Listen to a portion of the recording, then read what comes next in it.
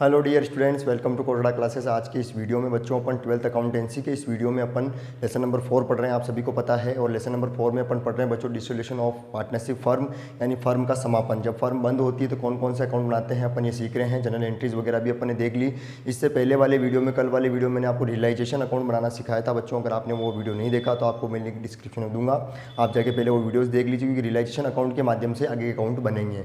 तो आज अपन partners capital account और कैश या बैंक अकाउंट का फॉर्मेट जानेंगे, देखेंगे, क्योंकि 3 अकाउंट ही मेन होते हैं इस लेसन के। एक तो realisation account, partners capital account और कैश और बैंक अकाउंट।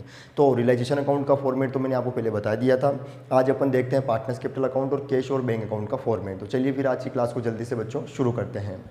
देखिए बच्चों, ये पार्टनर्स कैपिटल अकाउंट का फॉर्मेट है। पर्टिकुलर्स जितने पार्टनर उतने कॉलम बनाए जाते हैं, फिर पर्टिकुलर्स वापस जितने पार्टनर उतने कॉलम, डीआर और सीआर दोनों में। अभी अपन ये मान के चल रहे हैं कि मान लीजिए 2 पार्टनर है अपनी फर्म में, तो पर्टिकुलर्स XY और पर्टिकुलर्स XY अपन ने फॉर्मेट बनाया है। आप इसके ट्रांजेक्शन को ढंग से याद कर लें, फिर को आपको कोई दिक्कत आगे नहीं आएगी। सबसे पहले तो आपको बैलेंस लिखना होता है, आप सभी जानते हैं। टोटल 4 लेसन से मैं आपको बताता हुआ चल रहा हूँ कि बैलेंस आपको सीआर साइड लिखना है बाई बैलेंस BD के नाम से। सबसे पहले आप क्वेश्चन में बैलेंस शीट में लाइबिलिटी साइड जाएँ, इसका बैलेंस होगा पार्टनर्स कैपिटल का, वो बाई बैलेंस CD के नाम से लिखें, BD के नाम से लिखें सीआर साइड, ठीक है। उसके बाद आपको क्या करना है बच्चों कि अपनी बैलेंस शीट में चेक करना है कि कोई प्रॉफिट एंड लॉस या रिजर्व वगैरह है क्या लाइबिलिटी साइड। अगर प्रॉफिट एंड लॉस और जनरल रिजर्व अगर लाइबिलिटी साइड है तो प्रॉफिट होता है, आप सभी जानते हैं, और प्रॉफिट को सीआर में डिस्ट्रीब्यूट किया जाता है, ये भी आप जानते हैं। तो by profit and loss account और बाई जनरल रिजर्व लिख के आप प्रॉफिट को डिस्ट्रीब्यूट करें। बैलेंस शीट में आपको लाइबिलिटी साइड नजर आएगा, आप उसको सीआर में लिख के डिस्ट्रीब्यूट करें, क्योंकि प्रॉफिट है पार्टनर्स को दिया जाता है, इसलिए सीआर में लिख के पार्टनर को देंगे। अब आप बैलेंस शीट के एसेट साइड आए, अगर एसेट साइड आपको लॉस नजर आए, यानी प्रॉफिट एंड लॉस अकाउंट नजर आए, तो वो लॉस होता है, लॉस को आपको डेबिट में डिस्ट्रीब्यूट करना है, ये ध्यान रखिए, क्योंकि लॉस पार्टनर से लेना है, इसलिए उसको डेबिट में लिखा जाएगा, सीधी सी बात है। तो ये जो ट्रांजैक्शन अभी मैंने राइट लगाए वो आपको क्वेश्चन से लिखने हैं। सबसे पहले बैलेंस लिखना है, फिर प्रॉफिट एंड लॉस और रिजर्व आपको डिस्ट्रीब्यूट करना है सीआर में, और लॉस है, मान लो बैलेंस शीट में एसेट साइड लॉस है वो, तो आपको डेबिट में डिस्ट्रीब्यूट करना है। तो बैलेंस शीट में लाइबिलिटी साइड है तो सीआर में डिस्ट्रीब्यूट करें, और बैलेंस शीट में एसेट साइड है तो डीआर में डिस्ट्रीब्यूट करें। उसके बाद 2-3 ट्रांजैक्शन और हैं जो आराम से आप याद करें। आपको सभी को पता होगा कि आप इससे पहले रियलाइजेशन अकाउंट बनाएंगे, तो उस रियलाइजेशन अकाउंट में प्रॉफिट या लॉस हो सकता है, आप सभी को पता है, कल वाले वीडियो में मैंने बताया था। तो अगर प्रॉफिट हुआ रियलाइजेशन अकाउंट में तो आपको वहाँ सीआर में लिखना है, ठीक है। प्रॉफिट को सीआर में लिखना है, रियलाइजेशन अकाउंट के नाम से लिखिए, क्योंकि रियलाइजेशन अकाउंट के अकाउंट से ही ये जो एंट्री है यहाँ आएगी, इसलिए रियलाइजेशन अकाउंट के नाम से इसको लिखा जाएगा, ठीक है। अगर और लॉस है अगर मान लो तो वो डेबिट में लिखा जाएगा।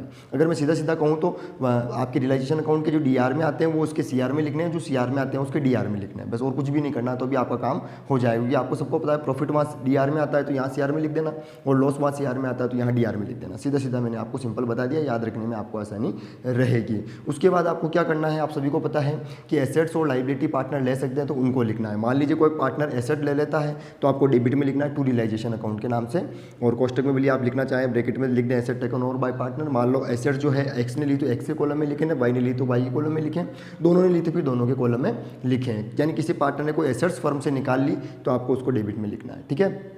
उसके बाद किसी पार्टनर ने मान लो कोई लाइबिलिटी ले ली कि भाई लाइबिलिटी मैं पे करूंगा, तो फिर आपको क्या करना है, सीआर में लिखना है, सीधी सी बात है, ठीक है। तो एसेट्स अगर पार्टनर ने ली तो आप डीआर में लिखें, लाइबिलिटी अगर पार्टनर ने ली तो आप सीआर में लिखें। और उसके बाद लास्ट ट्रांजेक्शन है बच्चों बाय रियलाइजेशन लिख के आप रियलाइजेशन एक्सपेंसेस मान लो पेड बाय पार्टनर है, किसी पार्टनर ने मान लो रियलाइजेशन एक्सपेंसेस पेड कर दिया होता है ना, मैंने एंट्री में बताया था आपको कि रियलाइजेशन एक्सपेंसेस कोई पार्टनर पे कर देता है, तो आप बाय रियलाइजेशन अकाउंट लिख के उसके कॉलम में अमाउंट लिख दें, अगर ऐसा है तो, और बाकी नहीं है तो कोई दिक्कत नहीं है। ये सारी एंट्री जो है बच्चों नीचे वाली देखिए रियलाइजेशन जो लिख रखा है वो रियलाइजेशन अकाउंट से ही आ रही है। तो फिर आपको क्या करना है, सीधा याद रखना है कि जो रियलाइजेशन अकाउंट के डीआर में आ रहा है उसको सीआर में लिख देना, और जो सीआर में आ रहा है उसको डीआर में लिख देना है। तो मैंने कल भी बताया कि रियलाइजेशन अकाउंट के माध्यम से आगे के अकाउंट बनाए जाएंगे, जो काफ़ी आसान होगा। अब आप ये देख रहे होंगे बच्चों किसी के, या तो आप लेन देन लिख लेंगे, इनको याद भी कर लेंगे, क्वेश्चन से आराम से लिख लेंगे, रियलाइजेशन अकाउंट से उल्टा करके भी लिख सकते हैं, अपोजिट साइड लिख देंगे तो भी काम हो जाएगा। पर अब इसका जो अंतर आएगा वो कहाँ लिखा जाएगा, तो इसका अंतर जो है वो अगले वाले अकाउंट में ट्रांसफर किया जाएगा। उसके बाद कौन सा अकाउंट बनता है बच्चों, इसके बाद बनता है, ध्यान दीजिए, कैश अकाउंट। तो उसमें टू कैश अकाउंट लिख के आप जो है अंतर को ट्रांसफर कर देंगे। मैं लास्ट में लिख देता हूँ, ध्यान दीजिए, BF लिख देना और अंतर को जो है कैश अकाउंट में ट्रांसफर कर देना। अगर डीआर में आया तो, और सीआर में आया तो बाई कैश लिख के BF लिख के आप ट्रांसफर कर दें। यानी अंतर डीआर में आया तो टू कैश अकाउंट लिखें, और अंतर अगर सीआर में आया तो आप बाई कैश अकाउंट लिखें। बोलिए मैं लिख देता हूँ, वैसे आप समझ गए मेरे कहने पर ही कि बाई कैश अकाउंट लिख के BF लिख के ट्रांसफर कर दें, क्योंकि ये रियलाइजेशन अकाउंट का जो बैलेंस होगा, अंतर होगा, प्रॉफिट लॉस वो पार्टनर्स कैपिटल में आएगा, और पार्टनर्स कैपिटल का जो अंतर होगा, बैलेंस होगा, वो कैश और बैंक अकाउंट में जाएगा, और कैश और बैंक अकाउंट बना के फिर ये आपके लेसन यानी क्वेश्चन कंप्लीट हो जाएगा। तो चलिए फिर इसके बाद मैं आपको कैश या बैंक अकाउंट बता देता हूँ कि कैसे बनाते हैं, तो पूरी बात को आप समझ जाएंगे।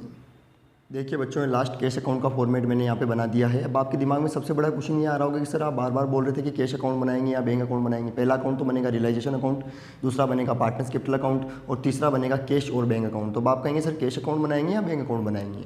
देखिए आपको क्या करना है, सबसे पहले अपनी जो क्वेश्चन की बैलेंस शीट है वहाँ जाना है। अगर आपको कैश का बैलेंस दिया हुआ है तो आप कैश अकाउंट बनाएंगे, ध्यान दीजिए। कैश बैलेंस दिया हुआ तो आप कैश अकाउंट बनाएंगे। बैंक बैलेंस दिया हुआ है तो आप बैंक अकाउंट बनाएंगे, क्योंकि आप बैंक बैलेंस दिया हुआ तो इसका मतलब है सारे लेन देन आप बैंक से कर रहे हैं। कैश बैलेंस दिया हुआ तो मतलब आप सारे लेन देन कैश से कर रहे हैं, इसलिए कैश अकाउंट बनाएंगे। बनाने का तरीका सेम रहेगा, ट्रांजेक्शन वो के वही रहेंगे, खाली आपको ऊपर कैश अकाउंट की जगह कैश लिख देना, बैंक है तो बैंक अकाउंट लिख देना, ठीक है। और अब आप कहेंगे सर दोनों बैलेंस है तो कैश का भी है बैंक का भी है, तो फिर आप कैश अकाउंट या बैंक अकाउंट दोनों में से कोई सा भी बना सकते हैं, ऊपर कोई सा भी नाम लिख सकते हैं और आप दोनों बैलेंस को जोड़ के यहाँ लिखें, ठीक है। तो बैलेंस शीट में एसेट साइड जाएँ, कैश बैलेंस हो तो यहाँ पे लिखें टू बैलेंस BD के नाम से, और बैंक हो तो बैंक अकाउंट बना के टू बैलेंस BD लिखे। दोनों में तो कोई सा भी अकाउंट बना के टू बैलेंस BD टोटल लगा के आप लिख सकते हैं, कोई दिक्कत नहीं है, ठीक है। तो कैश अकाउंट या बैंक अकाउंट के माध्यम से अपन सारे ट्रांजेक्शन करेंगे। अब आपको ध्यान रखना है कि आपने realisation account, partners capital account बनाया तो वहाँ पे जहाँ पे भी कैश आया, अगर बैंक अकाउंट बना रहे हैं आप तो वहाँ पे सब जगह आप बैंक लिखेंगे। और ध्यान दीजिए, अगर आप बैंक अकाउंट बना रहे हैं तो वहाँ पे बैंक लिखेंगे, और कैश अकाउंट बना रहे हैं तो आप कैश लिखेंगे। ध्यान रखिए, रियलाइजेशन अकाउंट में भी, पार्टनर्स कैपिटल में भी और जर्नल में भी, जहाँ अपने कैश बैंक लिखा वहाँ सब जगह चेंज करते जाएँ।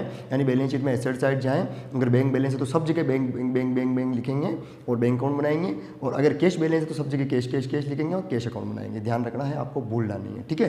तो सबसे पहले आप बैलेंस लिखेंगे, उसके बाद आप 3-4 लेन देन है, 3-4 ट्रांजेक्शन जो याद कर लें, वैसे अकाउंट कंप्लीट हो जाएगा। क्या करना है, आप एसेट सोल्ड करेंगे तो आपके पास अमाउंट आएगा, उसको आपको डेबिट में लिखना है, टू रियलाइजेशन के नाम से एसेट्स सोल्ड, ठीक है। क्योंकि कैश अकाउंट या बैंक अकाउंट का सीधा रूल होता है कि अगर अमाउंट आपके पास आता है तो DR में लिखो, जाता है तो CR में लिखो, ठीक है। उसके बाद अगर आपने लाइबिलिटी पेड की तो बाई रियलाइजेशन अकाउंट लिख के लाइबिलिटीज पेड कर दें आप, ठीक है। पैसा गया ना आपके, CR में लिखें।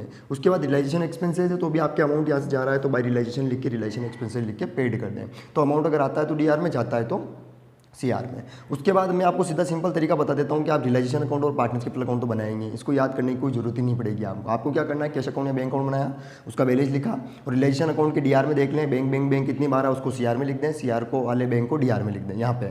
और उसी प्रकार आप पार्टनर्स कैपिटल में जाएँ, अगर DR में बैंक आ रहा है तो आप CR में लिख दें, CR में आ रहा है तो DR में लिख दें। यानी उस अकाउंट से भी आप इनको ट्रांसफर कर सकते हैं। बैंक वाली एंट्री को कैश अकाउंट बनाते हैं, कैश वाली एंट्री को बैंक अकाउंट बनाते हैं, बैंक वाली एंट्री को उल्टा लिख दें, यानी DR वाले को CR में लिख दें, CR वाले को DR में लिख दें। जैसा ये अभी यही हो रहा है कि आपने अभी पार्टनर्स कैपिटल अकाउंट बनाया, आपने देखा, आपने उसका अंतर अपने कैश में लिखा था, तो अंतर अगर उसका DR में आया कैश तो उसको आपको कहाँ लिखना है, यहाँ पे CR में लिखना है। अगर X का है तो बाई X कैपिटल अकाउंट के नाम से, Y का है तो बाई Y कैपिटल अकाउंट के नाम से, पार्टनर्स कैपिटल अकाउंट से आ रहा है, ठीक है।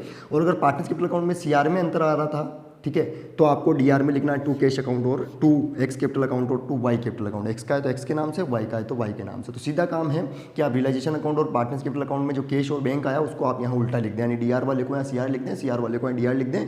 कैश या बैंक अकाउंट आपको याद करने की जरूरत ही नहीं पड़ेगी। तो ये आपका फॉर्मेट है, आप इसको पॉज करके आराम से लिख लें। बाकी आप रियलाइजेशन अकाउंट और पार्टनर्स कैपिटल अकाउंट के माध्यम से भी जस्ट अपोजिट करके भी यहाँ लिख सकते हैं, कोई दिक्कत नहीं है। तो आज की क्लास को बच्चों अपन यही खत्म करेंगे।